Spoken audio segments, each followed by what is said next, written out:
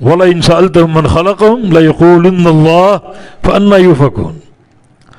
اور اگر آپ سوال کریں ان سے، وَلَئِنْ، اور اگر سألتا سوال کریں آپ ہم ان سے، کیا سوال؟ من خلقہم، کہ ان کو کس نے پیدا کیا، تو کیا کہیں گے؟ لَيَقُولُنَّ اللَّهُ، فوراً کہیں گے اللہ تعالیٰ نے۔ فَأَنَّىٰ يُؤْفَكُونَ، تو یہ لوگ کہاں بہکائے جا رہے ہیں جب ان کو اس حقیقت کا علم ہے کہ ان کا خالق اللہ ہے، اور جو خالق ہوتا ہے وہ معبود ہوتا ہے، اس کو خالق مانتے، معبود نہیں مانتے۔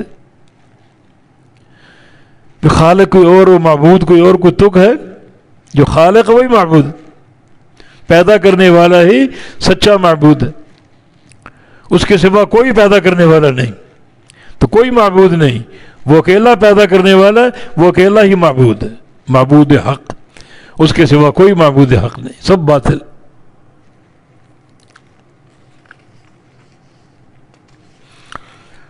فَأَنَّىٰ يُؤْفَكُونَ، پس یہ کہاں بہکائے جا رہے ہیں؟ جب حقیقت کا علم ہے تو اسے ایک اللہ کی عبادت کیوں نہیں کرتے؟ جب خالق اور مالک اللہ کو مانتے ہیں، اس کو معبود کیوں نہیں مانتے؟ بھئی خالق وہی معبود، خالق مان لیا، معبود نہیں مانتے، تو یہ بہکاوا ہوا نا۔ فَأَنَّىٰ يُؤْفَكُونَ، یہ کہاں بہکائے جاتے ہیں؟